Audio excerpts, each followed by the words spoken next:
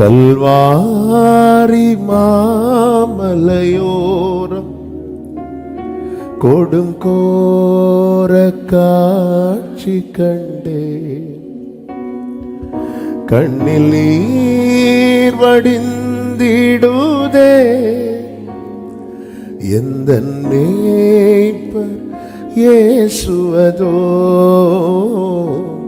எந்த மேய்ப்பர் இயேசுவதோ. கல்வாரி மாமலையோரம்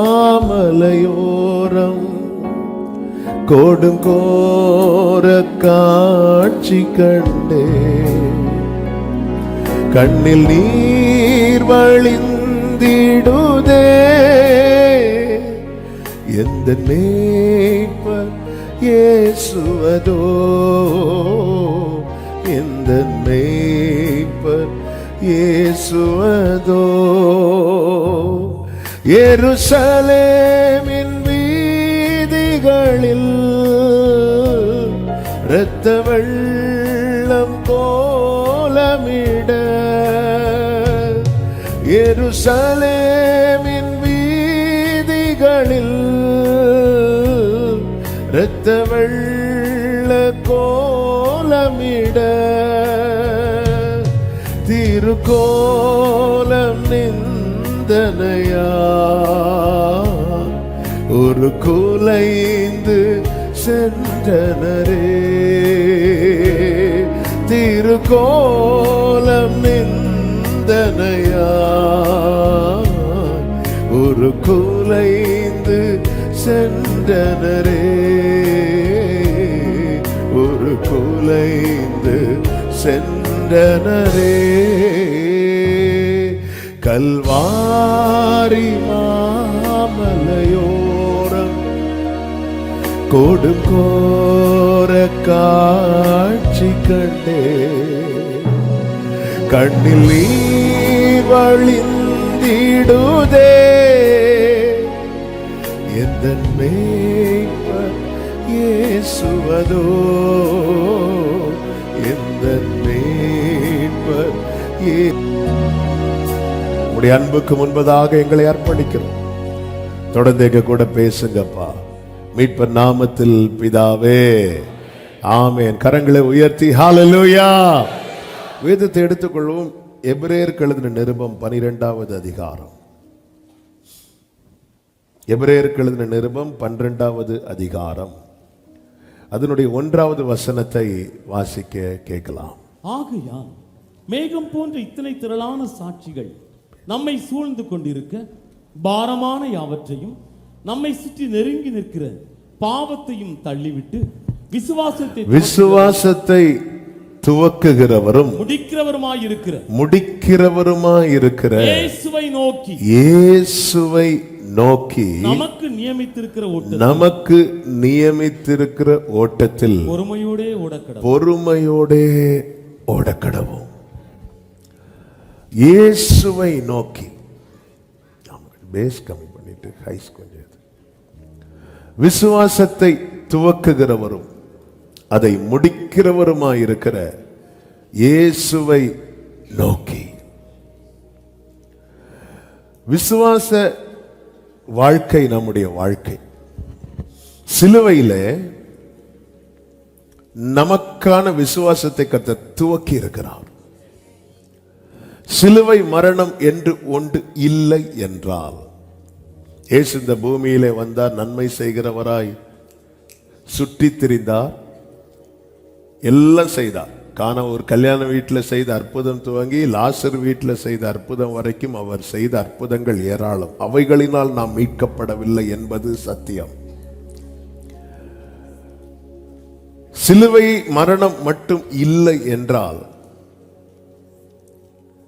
நாம் இந்த மார்க்கத்துக்குள் வந்திருப்பதற்கு 1% கூட வாய்ப்பு இல்லை. இன்னைக்கு நான் அவர் அப்பான்னு கூப்பிடுறேன்னா, இன்னைக்கு நான் இந்த வாக்குத்தத்தத்தை எனக்கென்று எடுத்துக்கொள்ளுகிறேன் என்றால், இன்னைக்கு நான் ஜீவனுள்ள தேவனை ஆராதிக்கிறேன் என்றால், அல்லது கர்த்தருடைய ஊழியத்தை செய்கிறேன் என்றால் இதற்கு எல்லாவற்றுக்கும் காரணம் சிலுவை மரணம்.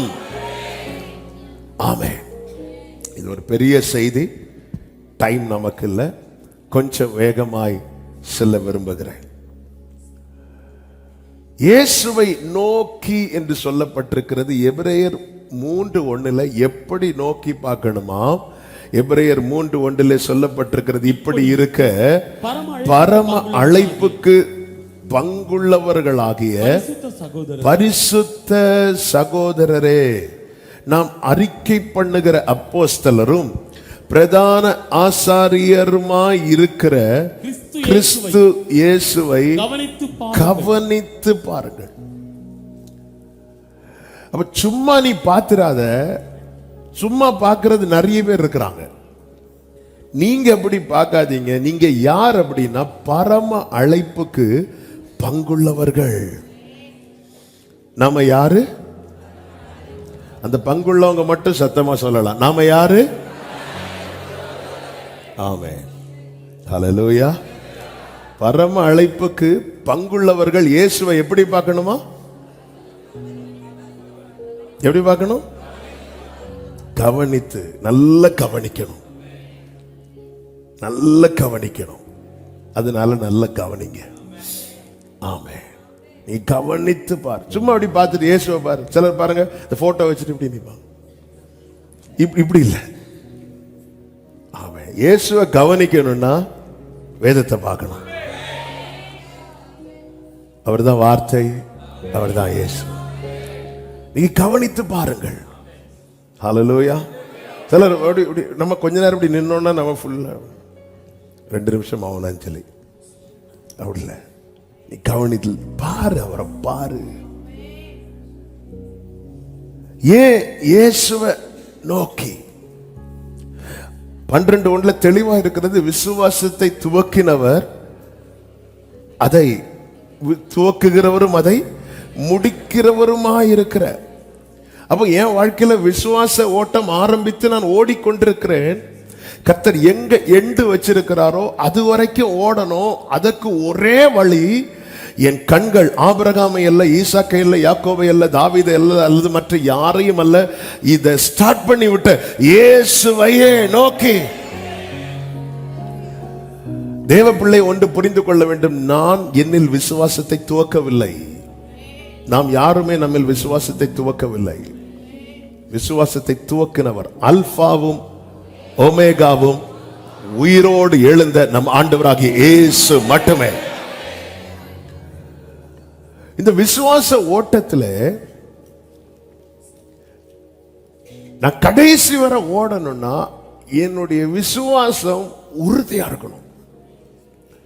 முதல்ல சொல்ல விரும்புகிற காரியம் இதுதான். விசுவாசத்தில் உறுதியா இருக்க நான் இயேசுவை டெய்லி கவனிக்கணும்.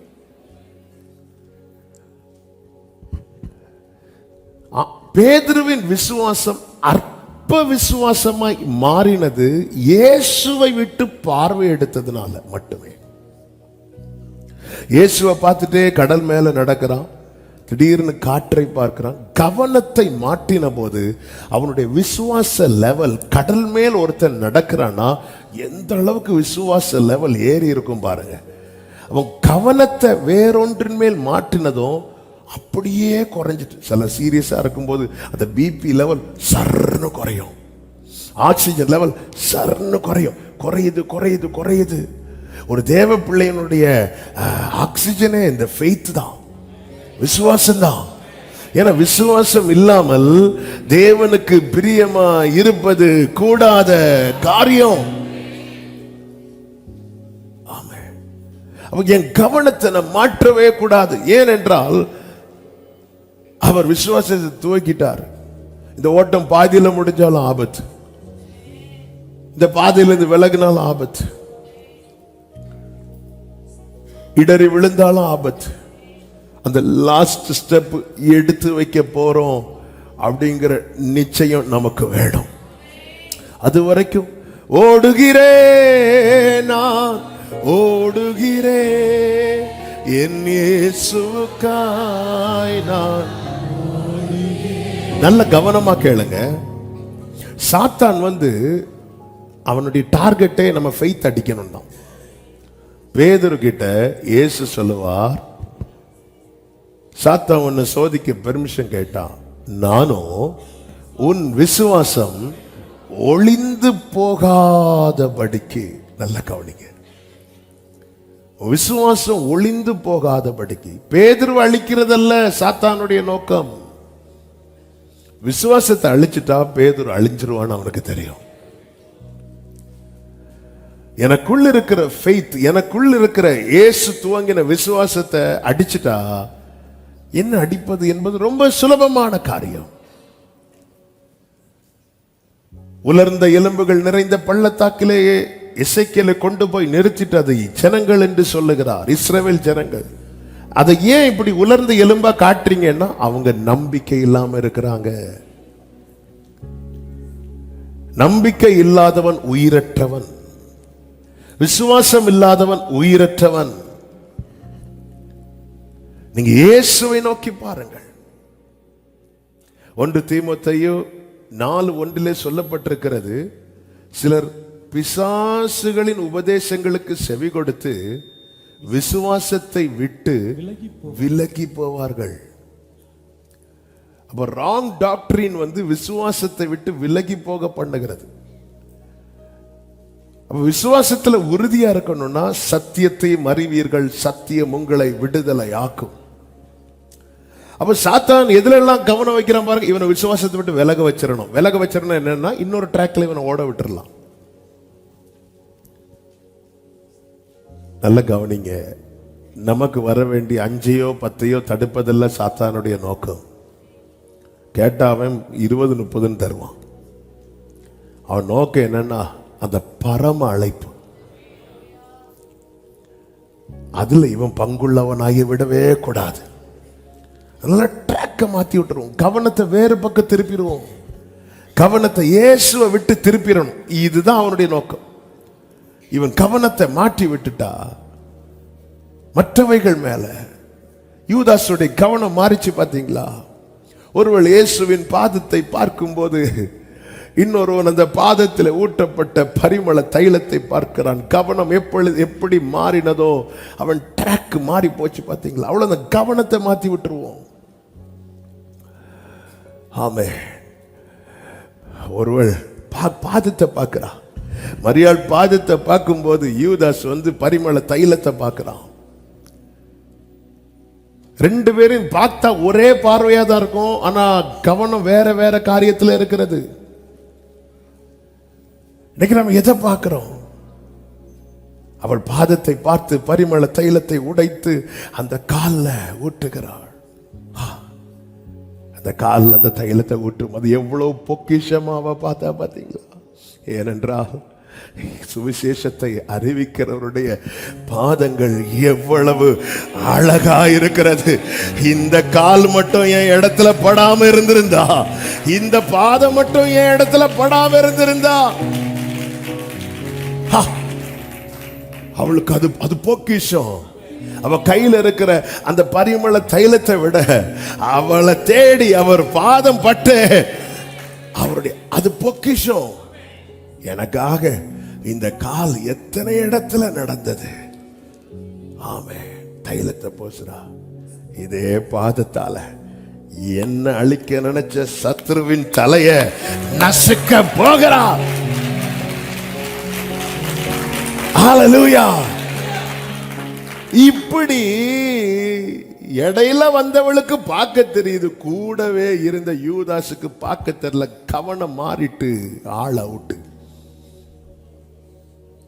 இன்னைக்கு நம்ம பார்க்கிற பார்வையெல்லாம் ஐயோ அது போச்சு, இது போச்சு, அப்படி போச்சு. நமக்கு 1000 தேவைகள் இருக்கிறது, ஆனால் கவனம் அவைகளின் மேலல்ல, அவைகளை நமக்கு வாய்க்க பண்ணுகிற கர்த்தர் மேல இருக்கணும். 1 தீமோத்தேயு 5:12 சொல்லப்பட்டிருக்கிறது, முதலில் கொண்டிருந்த விசுவாசத்தை விடுவதினாலே ஆக்கினைக்குட்படுவார்கள். முதலில் கொண்டிருந்த விசுவாசத்தை, அப்ப விசுவாசத்தை விட்டு விலகி போக பண்ணுகிறான். விசுவாசத்தை முதல்ல அந்த ஆரம்பத்தில் கொண்டிருந்த அன்பு, ஆரம்பத்தில் கொண்டிருந்த விசுவாசம், இதை விட்டு இப்ப விசுவாசத்தை விட்டு விலகினாலே எங்க ஒருத்தன் போறானா? ஆக்கினைக்குள்ளாக. 1 தீமோத்தேயு 6:10 சொல்லப்பட்டிருக்கிறது, பண ஆசை எல்லா தீமைக்கும் வேறா இருக்கிறது, சிலர் அதை இச்சித்து விசுவாசத்தை விட்டு வழுவி அநேக வேதனைகளாலே தங்களை உருவ குத்தி கொண்டு இருக்கிறார்கள். நல்ல கவனிங்க. ஏன் இந்த வசனங்கள் எல்லாம் எடுத்து காட்டுறேன் அப்படின்னா, நாம் நம்மை ரியலைஸ் பண்ணி பார்க்கணும். நான் எப்படி இருக்கிறேன்? என்னுடைய விசுவாசம், எனக்குள்ள இயேசு துவக்கின விசுவாசம், அது என்னில் உறுதியா இருக்கிறதா? இல்லை என்றால் நான் என் பார்வையை மாற்றிவிட்டேன், என் கவனத்தை வேறு எது மேலேயோ திருப்பி விட்டேன். ஹல்லேலூயா, ஹல்லேலூயா. ஆதியும் அந்தமும் ஆனவரே, அல்பாவும் மேகாவும் ஆனவரே, ஆராதனை உமக்கு, ஆமென், ஆராதனை. 1 பேதுரு 5:9 சொல்லப்பட்டிருக்கிறது, விசுவாசத்தில் உறுதியாயிருந்து சாத்தானுக்கு எதிர்த்து நில்லுங்கள். விசுவாசத்துல உறுதியா இல்லாம நம்மை விசுவாசத்தை விட்டு விலக பண்ணுகிற, விசுவாசத்தை விட்டு வழிவி போக பண்ணுகிற, விசுவாசத்தை மறுதலிக்க பண்ணுகிற சாத்தானுக்கு எதிர்க்க முடியாது. என்னில் விசுவாசம் இல்லை என்றால் என்னால் சாத்தானை எதிர்க்க முடியாது. விசுவாசத்தில் உறுதியா இருந்து. எப்படி விசுவாசத்துல உறுதியா இருக்க? Fix your eyes on Jesus. நீ இயேசுவை கவனித்து பாரு. இயேசுவை விட்டு உன்னுடைய பார்வையையும் உன்னுடைய சிந்தையையும் விலக்காதிருக்க பார். இந்த கவனத்தை சிதறடிக்க பார்ப்பான் சத்துரு. கவனத்தை ஏதேனுக்குள்ள மனிதனை வைத்தது பழம் சாப்பிடுவதற்கல்ல, பழகுவதற்கு. ஆனா அங்க பழத்தை ஒரு பெரிய இஷ்யூவாவே கொண்டு வரான். என் கவனம் இன்றைக்கு எதன் மேல் இருக்கிறது? படுக்கையிலே உம்மை நினைக்கின்றேன். நினைக்கிறோமா? ராஜாமத்தில் தியான். ஆண்டவர் சொல்ற, நீ நாளைய குறித்து கவலைப்படாத, நீ என்ன நினைச்சிட்டு இருந்தாரு. ஹல்லேலூயா. நான் எனக்குள் இருக்கிற ஆவியால் நான் இயேசுவின் நாமத்தில் இந்த வார்த்தையை உங்களுக்கு சொல்லுகிறேன். நீங்க அவரே நினைச்சிட்டு படுத்துட்டீங்கன்னு வைங்களேன், அந்த தேடல் உங்களுக்குள்ள, அந்த தேடல்ல நீங்க எழும்புவீங்க. அந்த தேடல் இருக்குல்ல, அது உங்களை எழுப்பி விட்டுரும். ஹல்லேலூயா. பிள்ளை நாளைக்கு டூருக்கு நாளைக்கு டூர்னா பிள்ளைங்களுக்கு நைட்டு தூக்கம் வராது. ஸ்கூல் டைம்னா பிள்ளைங்களை இங்கிருந்து அங்கே உருட்டணும், அங்கிருந்து இங்கே உருட்டணும், எழும்பாது. நாளைக்கு டூர்னா உருட்டண்டா, பிள்ளைங்க நம்மளை காலையில் உருட்டிட்டு இருக்கோம், டைம் ஆயிட்டு.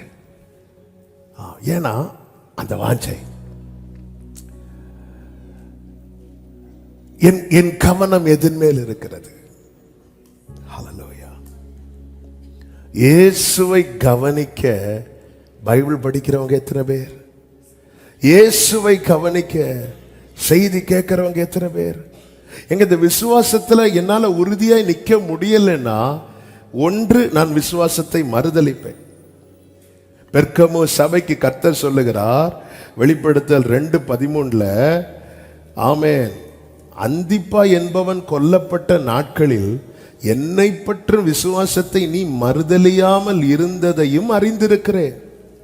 அப்ப சில சிச்சுவேஷன்ல விசுவாசத்தை மறுதலிக்க வைக்க பிசாசு அவன் முயற்சிப்பான். அவனுக்கு நோக்கம் என்ன தெரியுமா? இவனுக்குள்ள இருக்கிற விசுவாசம் ஒளிஞ்சிட்டுனா இவனுக்கு ட்ராக்கை இவன் ஓடி முடிக்க முடியாது. ஏன்னா இந்த ஓட்டமே விசுவாச ஓட்டம். விசுவாச ஓட்டத்துல விசுவாசம் இல்லாம ஓட முடியாது. பெட்ரோல் வண்டியில பெட்ரோல் இல்லாம வண்டி போகாது. ஆமென், ஹல்லேலூயா. வண்டி என்ன வண்டி? பெட்ரோல் வண்டி. ஆனா நாங்க பெட்ரோல் கிடையாது, இது எல்லாம் இருக்கு. நல்ல பாட்டு போட்டா இடிக்கிற சப்பு இருக்கு, எல்லாம் இருக்கு.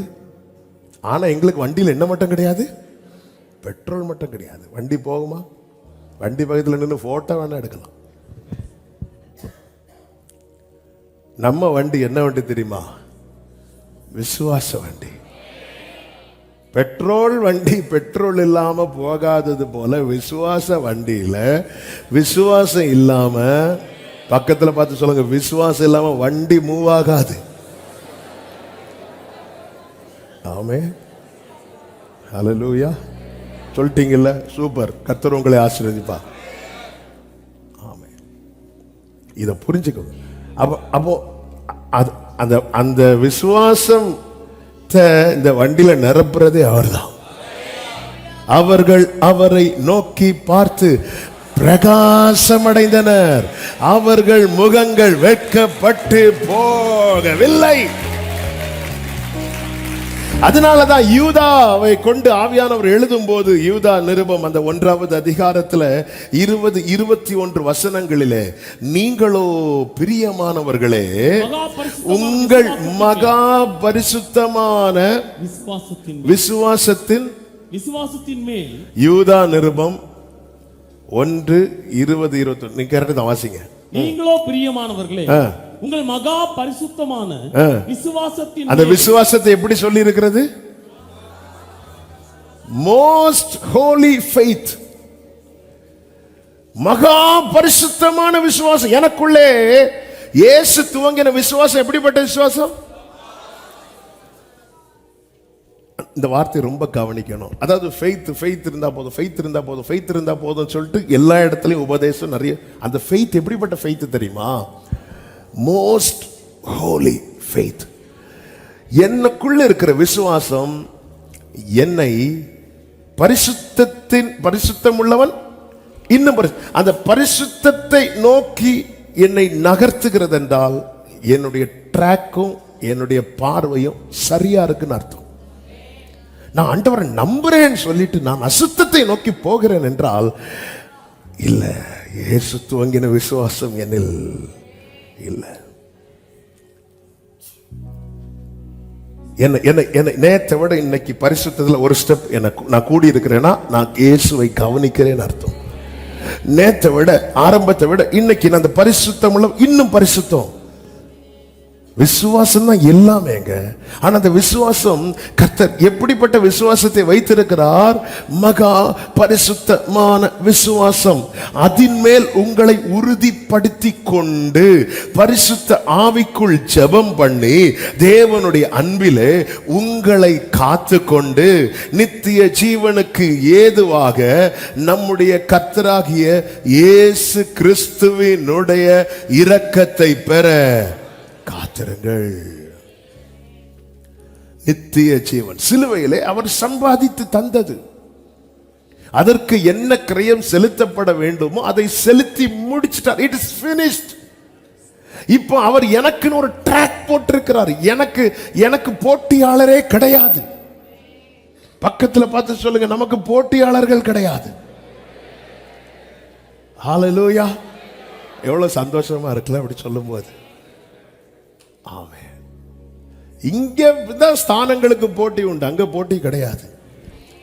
இங்க உள்ள ஸ்தானங்கள் பார்க்கும்போது சீஷர்களுக்குள்ளே ஃபைட் வந்துச்சு, தங்களில் யார் பெரியவன். ஆனா அங்குள்ள ஸ்தானத்தை பார்த்த போது பேதுரு 11 பேரை கூட எழுந்து நிற்கிறான், ஒன்னா நிற்கிறாங்க.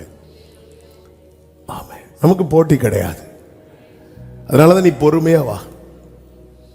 ஆமென். நான் முடிச்சிட்டேன்னா நான் தான் ஃபர்ஸ்ட். ஆமா, நீங்க ஓட்டத்தை முடிச்சிட்டீங்கன்னா நீங்க தான் ஃபர்ஸ்ட். ஏன்னா அதுல செகண்ட் கிடையாது.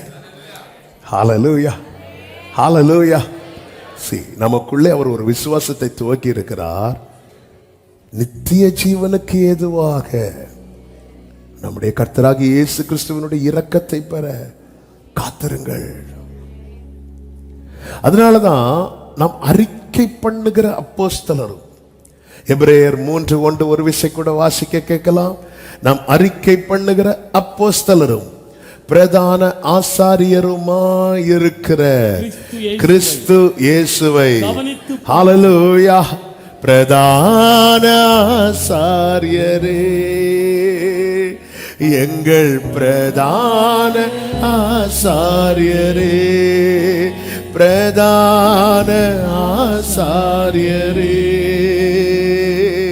எங்கள் பிரதான ஆசாரியரே. நல்ல கவனமாக ஏன் இயேசுவை நோக்கி பார்க்கணும் தெரியுமா? அவர் அந்த திரைக்குள்ளே பிரதான ஆசாரியராய், நமக்கான பிரதான ஆசாரியர் நம் ஆண்டவராகிய இயேசு கிறிஸ்து. நீங்க இந்த வியூல நீங்க அவரை பார்த்துட்டீங்கனாலே உங்களுக்கு அவ்வளோ நம்பிக்கை வரும்.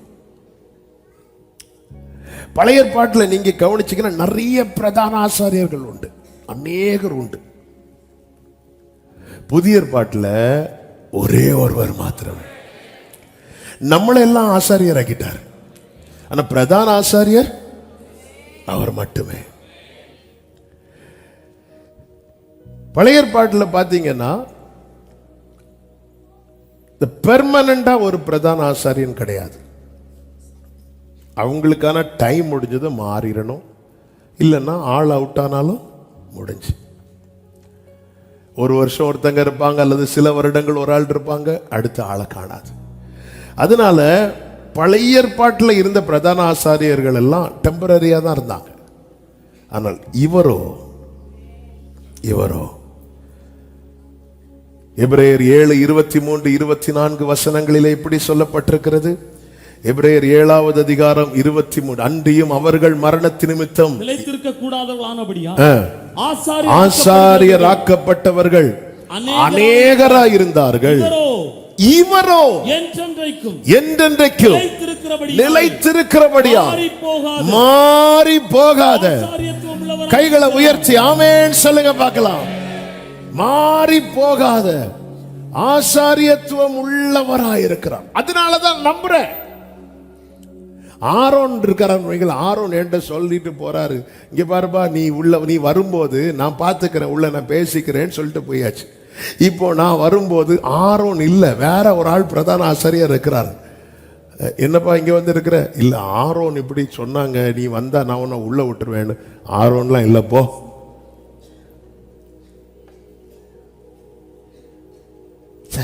உடனே நாம என்ன சொல்லிட்டு போவோம்? ஆரோன் மட்டும் இருந்திருந்தா, அந்த பாஸ்டர் மட்டும் இருந்திருந்தா, இந்த அதிகாரி மட்டும் இருந்திருந்தா, இவங்க மட்டும் இருந்திருந்தா. ஆமென். இந்த பூமியில யாருக்குமே நிலையான நம்பிக்கை கொடுக்க முடியாது. ஆனால் இவரோ என்றென்றைக்கும் நான் உங்களுக்கு ஒரு வாசஸ்தலத்தை ஆயத்தம் பண்ணுவேன்னு சொன்னா அவர் ஆயத்தம் பண்ணுவார். நான் திரும்ப வந்து அழைத்து கொண்டு போவேன் என்றால் அவர் அழைத்து கொண்டு போவார். அது மாத்திரமல்ல, எபிரேயர் 7:26-27 வசனங்கள்ல பழைய ஏற்பாட்டில் ஆசாரியர்கள் அவர்கள் என்ன செய்யணுமா? தங்கள் பாவங்களுக்காகவும் அவங்க பலி செலுத்தணும். ஆனால் நமக்கு ஒரு பிரதான ஆசாரியர் இருக்கிறாரு. அவர் எப்படிப்பட்டவராய் இருக்கிறாராம்? பரிசுத்தரும் குற்றமற்றவரும் மாசில்லாதவரும் பாவிகளுக்கு, இந்த வார்த்தையை நல்லா கவனிக்கணும், அவர் பாவிகளுக்கு விலகினவரும் வானங்களிலும் உயர்ந்தவருமாயிருக்கிற இவ்விதமான பிரதான ஆசாரியரே நமக்கு ஏற்றவராயிருக்கிறார். கைகளை உயர்த்தி ஆமென் சொல்லுங்க. அது மாத்திரமல்ல, பழைய ஏற்பாட்டில் டெய்லி பலி செலுத்தணும். டெய்லி ஒரு மிருகம் அடிபடும், டெய்லி பலி செலுத்தப்பட வேண்டும்.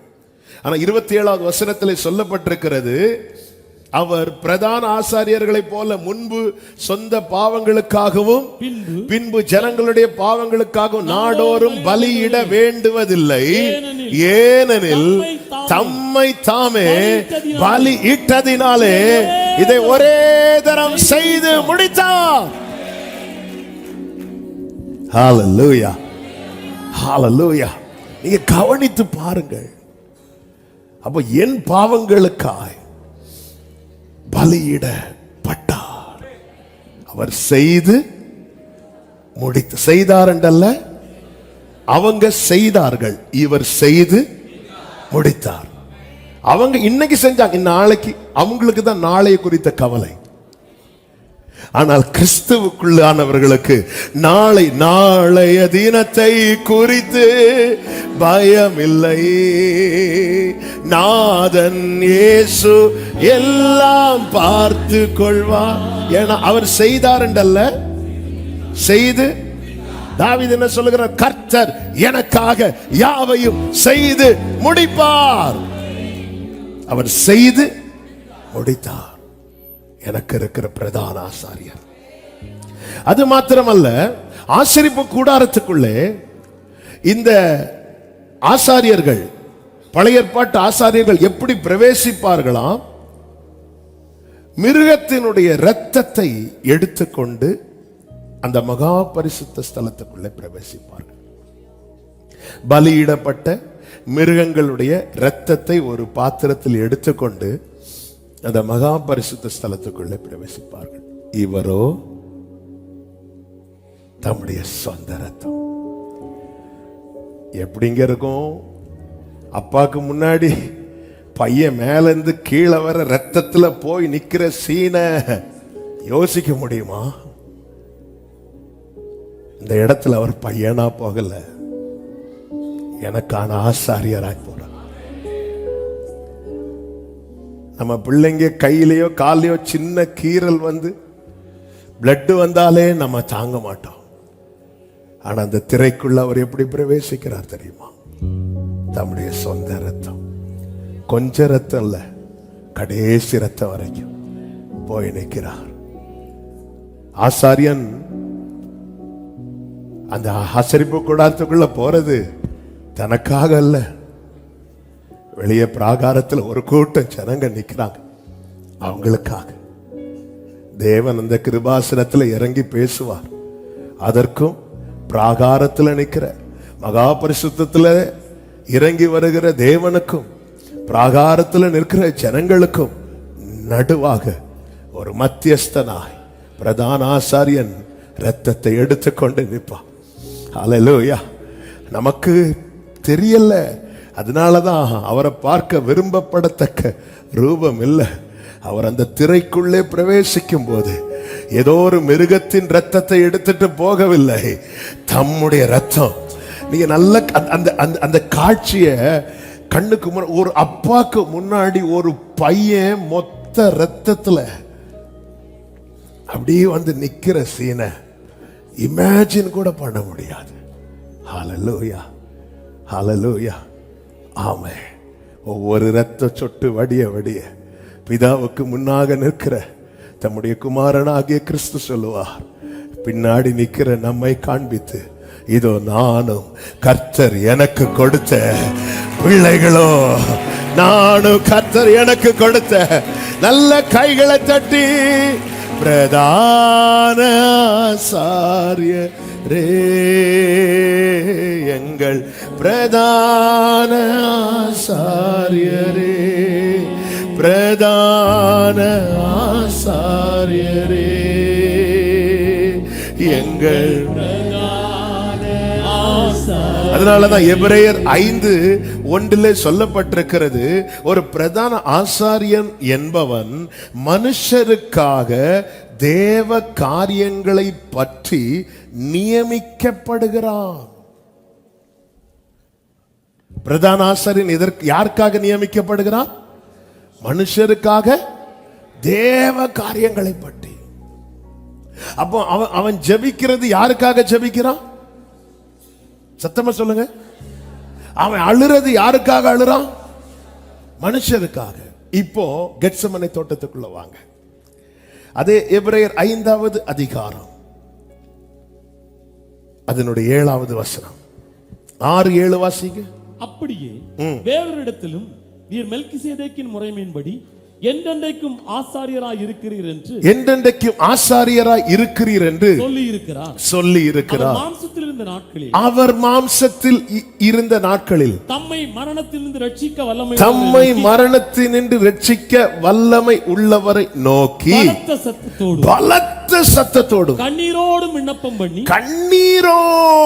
விண்ணப்பம் பண்ணி வேண்டுதல் செய்து தமக்கு உண்டான பயபக்தி நிமித்தம் கேட்கப்பட்டு. ஒரு பிரதான ஆசாரியன் சும்மாலாம் மகா பரிசுத்த ஸ்தலத்துக்குள்ள பிரவேசிக்க முடியாது. அவ்வளவு ஆயத்தத்தோடும் பயபக்தியோடும் காணப்பட வேண்டும். இங்கே இயேசு கிறிஸ்துவ விண்ணப்பத்தை குறித்து சொல்லப்பட்டிருக்கிறது. பலத்த சத்தத்தோடும் கண்ணீரோடும் விண்ணப்பம் பண்ணி வேண்டுதல் செய்தார். எதற்காக? பிரதான ஆசாரியன் மனுஷருக்காக தேவ காரியங்களை பற்றி நியமிக்கப்படுகிறான். அப்படி என்றால் அந்த கெத்சமனே தோட்டத்தில் அவர் அவ்வளவு அழுதது அவருக்காக அல்ல, எனக்காகவும் உங்களுக்காகவும். நல்ல கவனிங்க.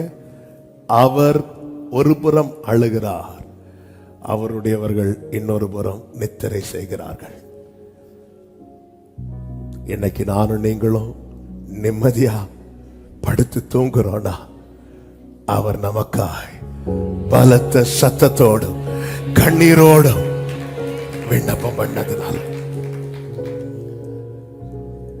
அடுத்து என்ன செய்கிறார் என்றால் அவர் அடிக்கப்படுகிறார்.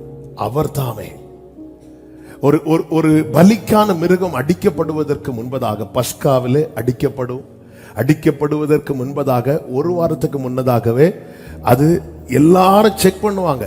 விசேஷமாய் பிரதான ஆசாரியன், வேத பாரகர், அதை கொண்டு வருகிற வீட்டார் என்ன செக் பண்ணுவாங்கன்னா இதுல எந்த பழுதுமே இருக்கக்கூடாது. இயேசு கிறிஸ்து அடிக்கப்படுவதற்கு ஒரு வாரத்துக்கு முன்னதாகவே எருசலேமுக்கு அவர் தம்மை விட்டு கொடுக்கிறார். எல்லாரும் பார்க்கிறாங்க. கடைசில அவர் அடிக்கப்படுவதற்கு முன்னாக ரிசல்ட் என்ன தெரியுமா? இவரிடத்தில் நான் யாதொரு குற்றத்தையும் காணேன்.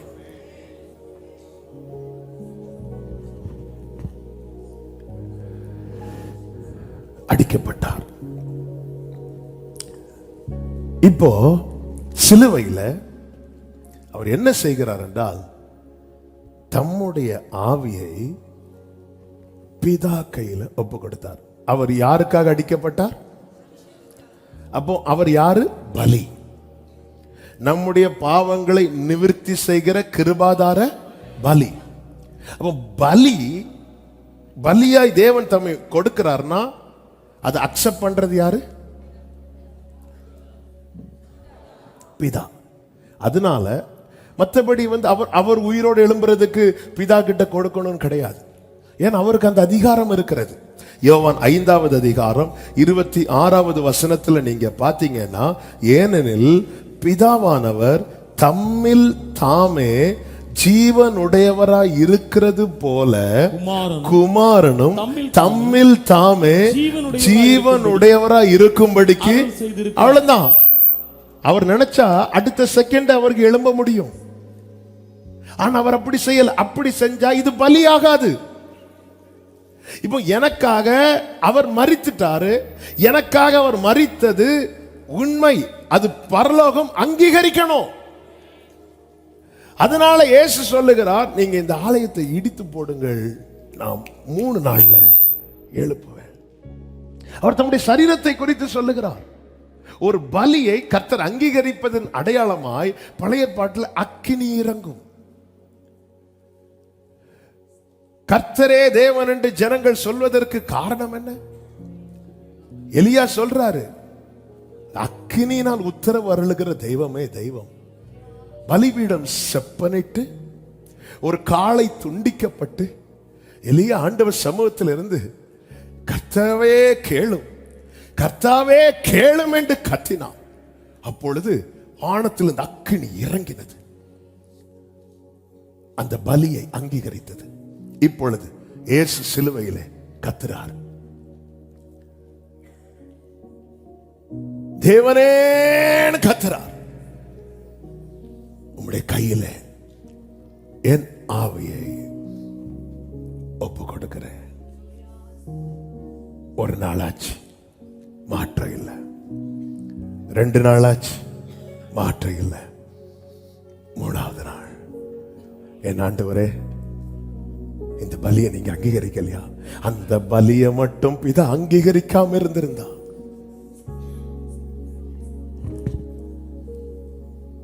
வேதம் சொல்லுகிறது. அப்போஸ்தலர் 2வது அதிகாரம் 23வது வசனம். அப்படி இருந்தும் தேவன் நிர்ணயித்திருந்த ஆலோசனையின்படியையும் அவருடைய முன்னறிவின்படியையும் கொடுக்கப்பட்ட அந்த இயேசுவை நீங்கள் பிடித்து அக்கிரமக்காரருடைய கைகளினால் சிலுவையில் ஆணி அடித்து கொலை செய்தீர்கள். தேவன் அவருடைய மரண உபாதிகளின் கட்டை அவிழ்த்து அவரை எழுப்பினார். 32வது வசனம். இந்த இயேசுவை தேவன் எழுப்பினார். அதன் அர்த்தம் என்ன? எனக்காய் பலியிடப்பட்டதை பரலோகம் அங்கீகரித்திருக்கிறது. ஆமென். இனி நான் ஏன் கவலைப்படணும்? இனி என்னுடைய போக்கஸ் எதன் மேலதான் இருக்கணும்? இயேசுவின் மேல, இயேசுவின் மேல. அதன் அர்த்தம் என்ன? எல்லா பலியும் பழைய ஏற்பாட்டில் அங்கீகரிக்கப்படவில்லை. முதல் பலியிலேயே காயினின் பலியில் அங்கீகரிக்கவில்லை. தேவன் ஒரு பலி அங்கீகரிக்கிறார்னா அது யாரு செலுத்துறாங்களோ அல்லது யாருக்காய் செலுத்தப்படுகிறதோ அவர்களையும் தான் அங்கீகரிக்கிறார். ஆபேல் பலி செலுத்தினது வேறு யாருக்காக அல்ல, ஆபேலுக்காக. வேதம் சொல்லுகிறது, கர்த்தர் ஆபேலையும் அவன் காணிக்கையும் அங்கீகரித்தார். இயேசுவுக்கு தெரியும் தம்மை பிதா அங்கீகரித்து விட்டார் என்று. ஆனால் இங்கே அவர் பலியிடப்பட்டது நானும் நீங்களும் அங்கீகரிக்கப்படுவதற்காக. அதனால தம்மில் தாமே ஜீவன் உள்ளவராய் இருந்தும் அவர் என்ன செய்கிறார்னா, நான் என் பிள்ளைக்காக பலியாயிட்டேன்.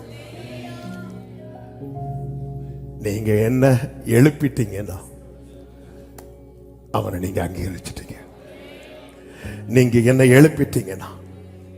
அதனாலதான் கொரிந்தியருக்கு எழுதும் போது பவுலை கொண்டு ஆவியானவர் சொல்லுகிறார். 1 கொரிந்தியர் 15:17 கிறிஸ்து எழுந்திராவிட்டால் உங்கள் விசுவாசம் வீணாயிருக்கும். அடுத்த வார்த்தை, நீங்கள் இன்னும் உங்கள் பாவங்களில் இருப்பீர்கள். அதன் அர்த்தம் என்ன? கிறிஸ்து எழுந்திராவிட்டால் அந்த பலியை பிதா அங்கீகரிக்கவில்லை என்ற அர்த்தம். பலி அங்கீகரிக்கப்படலைன்னா நம்முடைய பாவம் நிவர்த்தி ஆகாது. இன்னைக்கு அப்படி என்றா எத்தனை பேருக்கு இந்த காலை வேளையில சொல்ல முடியும்? ஆமென். கிறிஸ்துவை பிதாவாகிய தேவன் மரித்தோரிலிருந்து எழுப்பினதினால என் பாவத்திலிருந்து நான் விடுவிக்கப்பட்டேன்னு சொல்றவங்க நல்ல கைகளை தட்டி ஆமென் சொல்லுங்க பார்க்கலாம். ஹalleluya. பிரதான ஆசார், நீங்கள் கிறிஸ்துவை கவனித்து, எதுக்காக கவனிக்கணும்? விசுவாசத்துல உறுதியா இருக்கணும். சத்துரு வந்து விழத்தள்ள பாப்பான் இல்ல, கிறிஸ்து எனக்காய் பலியானார். நான் அவரை நோக்கி எனக்கென்று நியமிக்கப்பட்ட பாதையில நான் லெக்கை நோக்கி தொடருவேன். எனக்கு தொடர முடியும். பக்கத்துல பார்த்து சொல்லுங்க, நம்மளால தொடர முடியும், நம்மளால ஓட முடியும். ஆமென். ஹalleluya. எத்தனை பேர் நம்புறீங்க? கைகளை அசைத்து ஆமென் சொல்லுங்க பார்க்கலாம். 2 காரியத்தை வேகமா சொல்லுகிறேன். எதற்காக இயேசுவை நோக்கி பார்க்கணும் தெரியுமா? எபிரேயர் 12வது அதிகாரம் அதனுடைய 2-3 வசனங்களை வாசிக்கலாம். அவர் தமக்கு முன் வைத்திருந்த சந்தோஷத்தின் பொருட்டு அவமானத்தை எண்ணாமல் சிலுவையை சகித்து தேவனுடைய சிங்காசனத்தின் வலது பாரிசத்தில் விற்றிருக்கிறார். ஆகையால் நீங்கள் இளைப்புள்ளவர்களாய் உங்கள் ஆத்துமாக்களில் சோர்ந்து போகாதபடிக்கு தமக்கு விரோதமாய் பாவிகளால் செய்யப்பட்ட இவ்விதமான விபரீதங்களை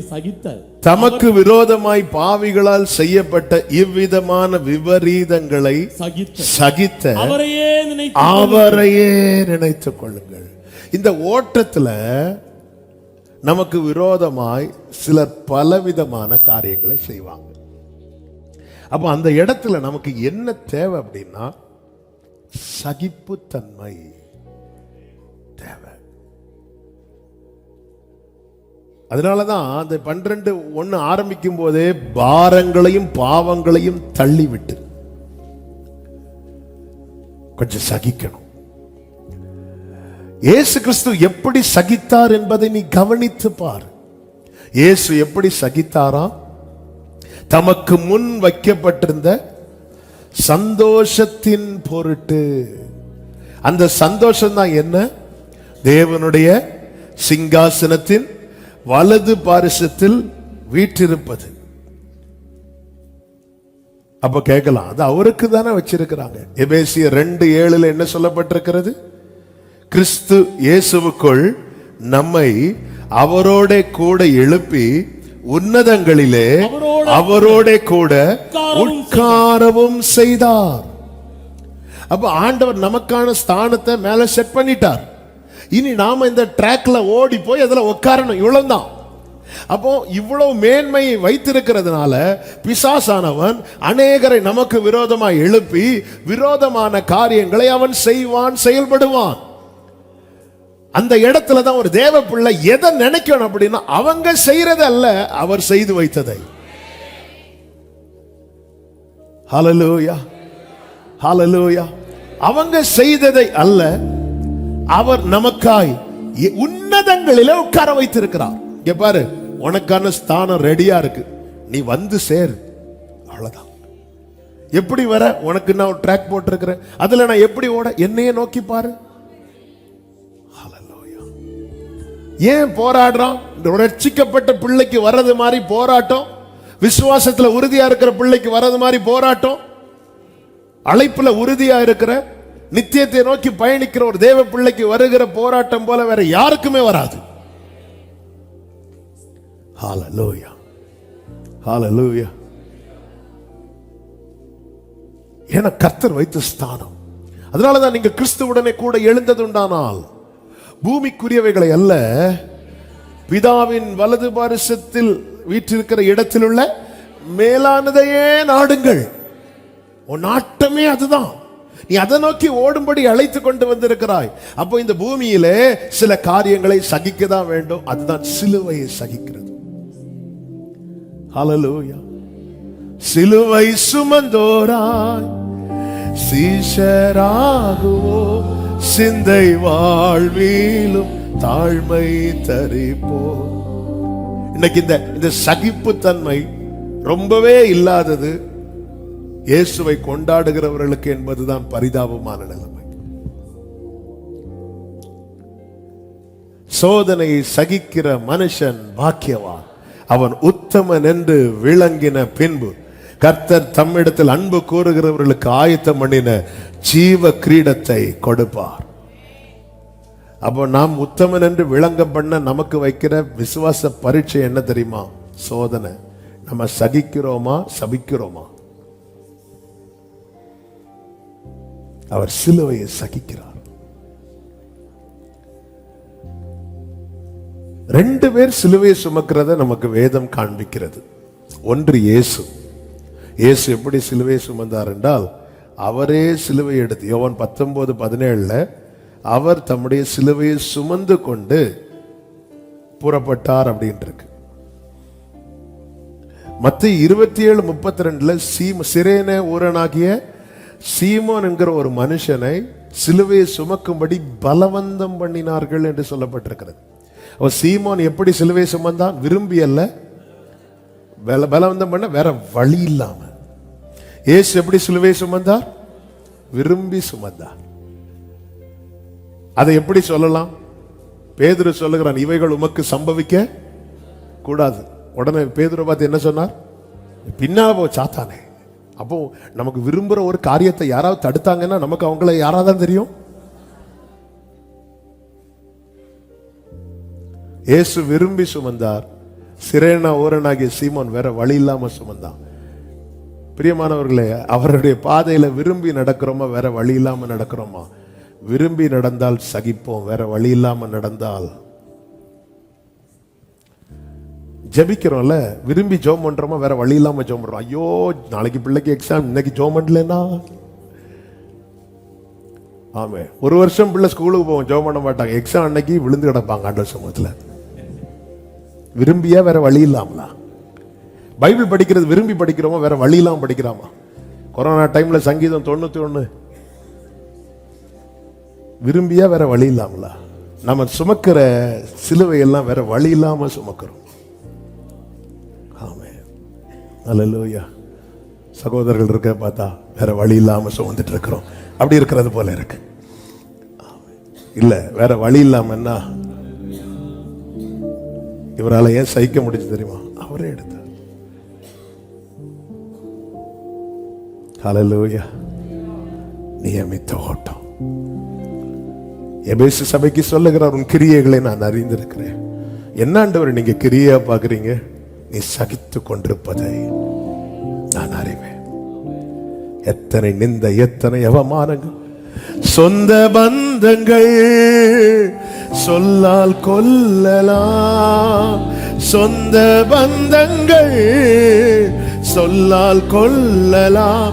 மாற்றோர் சதி செய்து மதிப்பை கெடுக்கலாம்.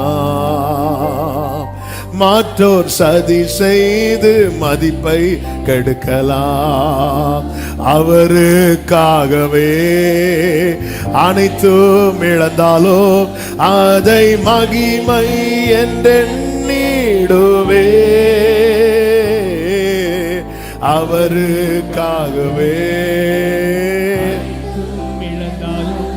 அதை மகிமை என்றெண்ணிடுவே. ஹல்லேலூயா. glory.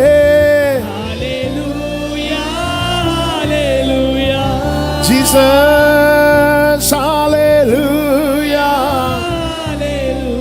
Amen. Hallelujah.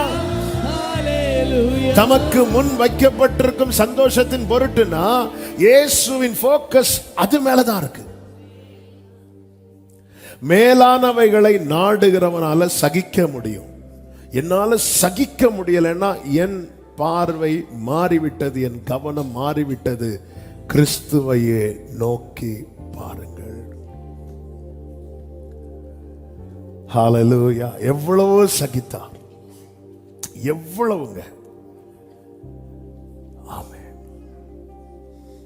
எல்லாத்தையும் சகித்து சகித்து ஒருவரை கூட அந்த இடத்துல சபிக்கல. ஆமென். ஒருவரை கூட சபிக்கல. வார்த்தையிலும் சபிக்கல, மனதளவிலும் சபிக்கல. இதான் சகிக்கிறது. நான் உண்மையிலே சகிக்கிறேன்னா என்னை வேதனைக்குள்ளாட்டவங்களை நான் மனதில் கூட சபிக்க கூடாது. நான் அப்படி சபிக்கிறேன்னா என் பார்வையை மாத்திட்டேன்னு அர்த்தம். அதனாலதான் அவரையே நினைத்துக் கொள்ளுங்கள். உடனே அதாவது எல்லாத்துக்கும் இயேசு நினைச்சிடணும். ஹல்லேலூயா. ஹல்லேலூயா. Thank you Holy Spirit. சபையே, உங்கள் பார்வையும் உங்க கவனத்தையும் இயேசு மேல வச்சிட்டீங்கன்னா 100% கேரண்டி தருகிறேன், மகிமையை காண்பீர்கள். பார்வையை மாத்தினா எனக்கும் கேரண்டி கிடையாது, யாருக்கும் கேரண்டி கிடையாது. அதான் ட்ராக் போட்டு விட்டு இருக்கிறார், அதுல பயணிக்கணும். என்னுடைய பழைய காரியங்களை கொண்டு சாத்தான் வரும்போது சொல்லணும், ஏய் அதை அவர் முடிச்சிட்டார். உனக்கு யார் இருக்கான்னு போற? பிரதான ஆசாரியர் இருக்கிறார். ஹல்லேலூயா. ஹல்லேலூயா. ஹல்லேலூயா. ஹல்லேலூயா. ஹல்லேலூயா. மூன்றாவது ஒரு காரியத்தை சொல்லி செபிக்க விரும்புகிறேன். ஏன் இயேசுவை கவனிக்க வேண்டும், நோக்கி பார்க்க வேண்டும்? 1, விசுவாசத்தில் உறுதியாயிருக்க. 2, சிலுவையை சகிக்க. 3, பிதாவுக்கு உகந்தவர்களாக காணப்பட. எபிரேயர் 12:14 வாசியுங்கள். 12:14. யாவரோடும் சமாதானமா இருக்கவும் பரிசுத்தம் உள்ளவர்களாய் இருக்கவும் நாடுங்கள். பரிசுத்தம் இல்லாமல் ஒருவனும் கர்த்தரை தரிசிப்பதில்லையே. நம்ம இந்த ஓட்டம் ஓடி எங்க போய் முடிய போகுது? மகிமையில் நம்ம யாரை பார்க்க போறோம்? கர்த்தரை. ஆனா பார்க்கணும்னா யாவரோடும் சமாதானம்.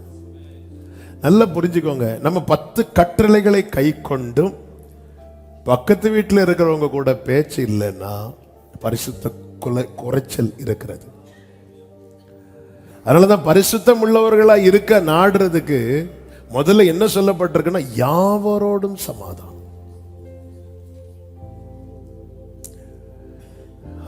ஆர்சி சர்ச்சில் தானே முடிச்சுட்டு எல்லாரும் சமாதானம் சொல்லுவாங்க. சமாதானம் சமாதானம். யூதர்கள் ஷலோம் அப்படிம்பாங்க. ஷலோம். யாவரோடும் சமாதானம். எல்லாரோடு சமாதானமா இருக்க நாடுகிறோம் அப்படின்னாலே நாம் யாரா மாறுகிறோம் அப்படின்னா பிதாவுக்கு உகந்தவர்களா. இயேசுவை கவனித்து பாருங்கள். நீங்க இயேசுவை கவனித்து பாருங்கள். எபேசியர் 2 நீங்க கவனிச்சீங்கன்னா இயேசுவை குறித்து சொல்லப்பட்டிருக்கிறது. 2:14 அவரே நம்முடைய சமாதான, நானே வாசிக்கிறேன், டைம் ஆயிட்டு. அவரே நம்முடைய சமாதான காரணராகி அப்படின்ட்டு சமாதான காரணரானார். 2:15 சமாதானம் பண்ணி. சமாதானம், சிலர் சமாதானம் பண்ண போய் சண்டை போட்டு வந்துருவாங்க, பார்த்திருக்கீங்களா? அவங்கள சமாதானம் பண்ணதான் கூப்பிட்டது, இப்ப அவங்கள சால்வ் பண்றதே. அவர் சமாதான காரணராக வந்து உங்களுக்கு என்ன பிரச்சனை கேட்டு டமார் ஒரு ஆளை பிடிச்சு அடிச்சிருவாங்க. இவர் அப்படி இல்லை. சமாதான காரணராகி சமாதானம் பண்ணி பீஸ் மேக்கரா வந்து பீஸ் மேக் பண்ணிட்டார்.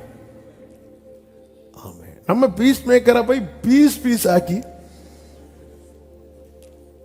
சமாதான காரணராகி சமாதானம் பண்ணி 16 சொல்லப்பட்டிருக்கிறது, தேவனுக்கு ஒப்புரவாக்கினார். இரு திறத்தாரையும் ஒப்புரவாக்கிட்டார். புறஜாதிகள் இஸ்ரவேலர் ஒப்புரவாக்கிட்டார். பிரச்சனை முடிஞ்சலப்பா, அவ்வளவுதான். 17 சொல்லப்பட்டிருக்கிறது, சமாதானத்தை தூரத்தில் இருந்த உங்களுக்கும் சமீபத்தில் இருந்த அவர்களுக்கும் சமாதானத்தை சுவிசேஷமாக. அதாவது இங்க ஒண்ணு அங்க வேற ஒண்ணு கிடையாது. சில அப்படிப்பட்ட கிருபை பெற்றவங்க இருப்பாங்க. பக்கத்தில் இருக்கிறவங்களுக்கு ஃபேவரா பேசுவாங்க, தூரத்தில் இருக்கிறவங்களுக்கு அவங்க அப்படிதான்.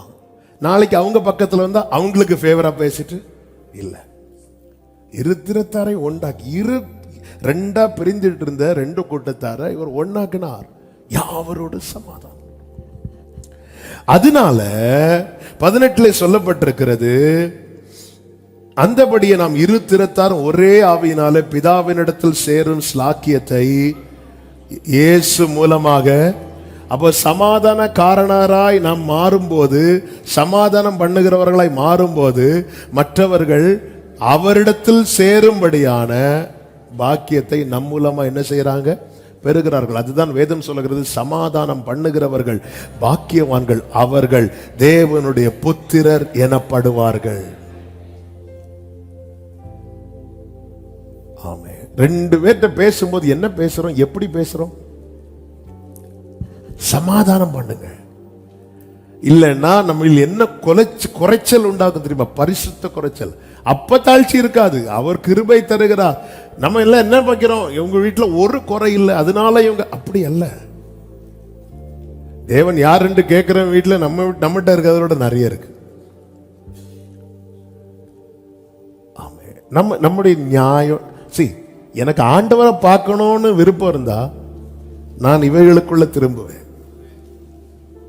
நீங்க இயேசுவை கவனித்து பாருங்க. நீங்க எப்பவுமே புரிஞ்சுக்கோங்க, இந்த சமாதானத்தை உண்டு பண்ணும் ஆக்கினை. அப்போ இந்த சமாதானம் பண்ண போறவங்க ரொம்ப பாதிக்கப்படுவாங்க. ரெண்டு பேர் பிரச்சனைய, இவங்களுக்கு ஒரு பிரச்சனை இருக்காது. ரெண்டு பேர் வருவாங்க, இவங்க பிரச்சனையை இவங்கள்ட்ட இறக்குவாங்க, இவங்க பிரச்சனைய இவங்கள்ட்ட இறக்குவாங்க. அப்போ ரெண்டு பேருடைய பிரச்சனையால பாதிப்பு யாருக்கு? இந்த சமாதானம் பண்ண போறாருல அவருக்கு தானங்க பாதிப்பு. அவன் எனக்கும் இஸ்ரவேலனுக்கும் எனக்கும் யூதனுக்கும் இருந்த பிரிவினையை மாட்டு சமாதானத்தை உண்டு பண்ண ரெண்டு பேருக்கு நடுவா வந்து நின்று அங்கேயும் சமாதானம் சொல்லி இங்கேயும் சமாதானம் சொல்லி, அதனால மொத்த பிரச்சனை அவர் உள்வாங்கி அவர் சிலுவையில் அடிக்கப்பட்டார். நம்ம பிரச்சனைனா நமக்கு எதுக்கு வம்பு? அவங்களாச்சு, அவங்க பாடாச்சு. சமாதானம் பண்ணுகிறவர்கள் பாக்கியவான்கள், அவர்கள் தேவனுடைய புத்திரர். ஒரு பிரச்சனை ஆயிட்டுங்க, பிரச்சனை வரும், இந்த மாம்சம் பலவீனம் உள்ளது. அந்த பிரச்சனையை வளர்க்க பார்க்கிறோமா, பிரச்சனையை முடிக்க பார்க்கிறோமா? நம்ம அந்த பிரச்சனையை வளர்க்க பார்க்கிறோம்னா வெள்ள போட்டு பிரயோஜனமே கிடையாது. நம்ம அந்த பிரச்சனையை வளர்க்க பார்க்கிறோம்னா அப்படி சத்தமா அரைச்சு நோ யூஸ். நான் கொஞ்சம் பிராக்டிகலா சொல்றேன். ஒரு பிரச்சனை வந்துட்டு அதை சால்வ் பண்ண பாருங்க. நீங்க கிறிஸ்துவை கவனித்து பாருங்கள். நீ பாரு, அவர் மட்டும் யூதருக்கு மட்டும் சப்போர்ட்டா நின்றுதாருன்னா அவரை ஏங்க சிலுவையில் அறைய போறாங்க? அவர் வந்து சமாரியா ஸ்திரீ கிட்ட பேசுறாரு, சகைவ கூப்பிடுறாரு. ஆமென். சர்ச்சில் பிரீச் பண்ணும்போது நாகமான உள்ள கொண்டு வரார். இதெல்லாம் தான் அவருக்கு பிரச்சனையே. சாரிபாத் விதவே பேசுறார். இஸ்ரவேல எத்தனை விதவைகள் இருந்தாங்க, ஆனாலும் அந்த சாரிபாத் விதவை அவ்வளவுதான் ஒருன்னு ஏறுது அவங்களுக்கு. இஸ்ரவேல எத்தனை குஷ்டரோகிங்க இருந்தாங்க, ஆனாலும் சீரியாவில் இருக்கிற அந்த நாகமான் புறஜாதியை உள்ள கொண்டு வந்ததுனால அவர் புறம்பே தள்ளினாங்க. நமக்கு எதுக்கு வந்து தமக்கு சொந்தமானதுல வந்து சொந்தங்கள் நடுவே சுத்திட்டு இருப்பாருன்னு அவரை சிலுவையிலே அரைஞ்சிருக்க மாட்டாங்க. நமக்கு சமாதானத்தை உண்டு பண்ணும் ஆக்கினை தீர்ப்பு அவர் பேரில் விழுந்தது. அந்த காயத்தை பாருங்க, நாம் குணமாக்கப்பட்டிருக்கிறோம். இந்த குட் ஃப்ரைடே அன்னைக்கு ஆண்டவரே எனக்காய் மரித்தீரேன்னு சொல்லிட்டு போறதற்கு அல்ல. இயேசுவை நோக்கி பாருங்கள். ஒரு காரியத்தை அடிமனதில் எழுதி கொள்ளுங்கள். பரிசுத்தம் இல்லாமல் ஒருவனும் தேவனை தரிசிப்பது இல்லை. ஆவியானவர் சபைகளுக்கு சொல்லுகிறதை காதுள்ளவன் கேட்க கடவன். எல்லாரும் கண்களை மூடி தேவ சமூகத்திலே தாழ்த்து. சிலுவை சுமந்தோராய் சீஷராகுவோம், சிலுவை சுமந்தோராய் சீஷனாகுவோம், சிந்தை வாழ்விலும் தாழ்மை தரிப்போம், நிந்தை சுமப்பீனும் சந்தோஷம் கொள்வோம். இயேசு தாங்குவார், அவரே சுமப்பார், ஒருபோதும் கைவிடவே மாட்டார். இயேசு தாங்குவார், அவரே சுமப்பார், ஒருபோதும் கைவிடவே மாட்டார்.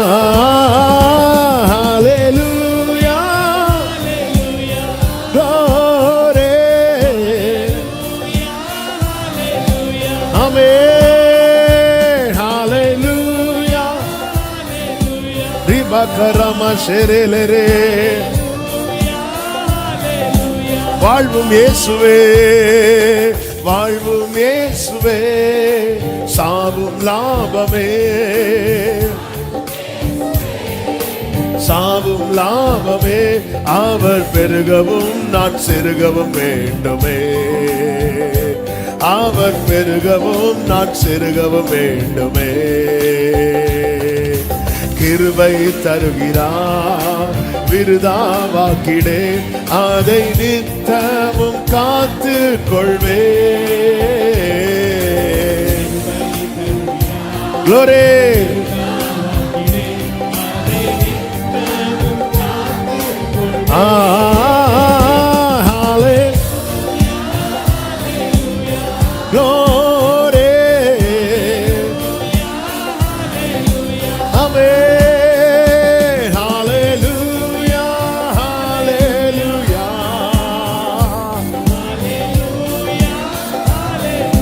Amen. விண்ணை விட்டு என் கண்ணை அகற்றிடே, கண்ணை அகற்றிடேன், மண்ணின் வாழ்வையும் குப்பையா எண்ணுகிறேன், மண்ணின் வாழ்வையும். ரெண்டு கரங்களை உயர்த்தி சொல்லுவோம். விண்ணின் வார்த்தைக்கு என்னை தருகிறேன், உண்மையுள்ளவன் என்று அழைப்பீர். என்னை தருகிறேன் ஆண்டவரே, உண்மையுள்ளவன் என்ற. அப்படியே கைகளை அசைத்து ஹல்லேலூயா, ஆமென், ஆமென், ஹல்லேலூயா, ஜீசஸ், ஹல்லேலூயா. நல்ல கரங்களை தட்டி தேவனுக்கு மகிமை. முழு பலத்தோடு, முழு பலத்தோடு. Thank you Holy Spirit. ஆமென். அப்படியே ரெண்டு கரங்களை வானத்துக்கு நேராக உயர்த்தி ஆண்டவரே உம்மையே நோக்கி பார்க்க, உம்மையே கவனிக்க கிருபை தார். விசுவாசத்துல உறுதியா இருக்கணும், சிலுவையை சகிக்கணும், யாவரோடும் சமாதானம். பிரியமான கர்த்தருடைய பிள்ளைகளே, ஆவியானவர் சபைகளுக்கு பேசுகிற காரியம், கவனத்தை இன்னொருத்தங்க மேல வச்சா அவங்க பழி வாங்கினது தாங்க நமக்கு ஞாபகம் வரும். இன்னும் வேற யார் மேலேயும் வைக்க முடியாது, யார் மேல வைக்க முடியாது. இவர் ஒருவர் மாத்திரம்தான். இயேசு சிலுவையிலே மரித்தார், ஹல்லேலூயா, நமக்காக. இன்னைக்கு அவர் எப்படி இருக்கிறார் தெரியுமா? பிதாவின் வலது பாரிசத்துல ராஜாதி ராஜாவா, கர்த்தாதி கர்த்தராய், தேவாதி தேவனாய் வீற்றிருக்கிறார். அதனாலதான் வேதம் சொல்லுகிறது, நீ அவரை பார்த்துட்டேன்னா நீயும் ஜெயிச்சிருவ, நீயும் ஜெயிச்சிருவ. ஆண்டவரே நன்றி செலுத்துகிறோம், வல்ல கரத்தில் அர்ப்பணிக்கிறோம். எங்களுக்கு நீர் பாராட்டின கிருபையும் நீர் அதற்காய் கொடுத்த கிரயமும் சொல்லி தீராதப்பா. ஆண்டவரே உம்மில் நீரே ஜீவனுடையவராய் இருந்து எங்களுக்காய் பலியிட்டதின் அடையாளமா பிதா கிட்ட ஒப்பு கொடுத்து, பிதாவே எங்களை அங்கீகரிக்க விரும்பி எங்களை அங்கீகரிப்பதின் அடையாளமா நீர் உயிரோடு எழுப்பினீரே. பரலோக அன்புக்கு முன்பதாக எங்களுக்கென்று வைக்கிறதுக்கு ஒண்ணு இல்லை, எங்களை தருகிறோம். உம்மையே நோக்கி நீர் நியமித்த ஓட்டத்தை பொறுமையோடு ஓடி முடிக்க எங்களுக்கு கிருபை தருவீராக. ஒவ்வொருவரையும் ஆட்கொள்ளும் தேவனை, உம்மை தரிசிக்க பயணிக்கிறோம் என்கிற உணர்வு ஒருவருக்குள்ளும் நஷ்டப்படாதபடிக்கு விசுவாசத்துல உறுதியாயிருக்கவும், சிலுவையை சகிக்கவும், யாவரோடும் சமாதானமாய் இருக்கவும் கர்த்தர் அனுகிரகம் செய்த ஆசீர்வதியும். எல்லா மகிமையும் கனமும் ஒருவருக்கே செலுத்துகிறோம், இரட்சகர் இயேசு கிறிஸ்துவின் நாமத்தில் பிதாவே, ஆமென். சேர்ந்து சொல்லுவோம். என் ஆத்துமாவே கர்த்தரை ஸ்தோத்திரி, முழு உள்ளமே அவருடைய பரிசுநாமத்தை ஸ்தோத்திரி. என் ஆத்துமாவே கர்த்தரை ஸ்தோத்திரி, கர்த்தர் செய்த சகல உபகாரங்களை மறவாதே. ஆமென். நம்முடைய கர்த்தராகிய இயேசு கிறிஸ்துவின் கிருபையும், பிதாவாகிய தேவனுடைய அன்பும், பரிசுத்த ஆவியானவருடைய ஐக்கியமும் சிநேகமும் பாதுகாவலும் நம் அனைவரோடும் எல்லா பரிசுத்தவான்களோடு கூட கர்த்தருடைய வருகை மட்டும் தங்கியிருப்பதாக. ஆமென். ஹல்லேலூயா. God bless you. கர்த்தர் உங்களை ஆசீர்வதிப்பாராக. ஆமென்.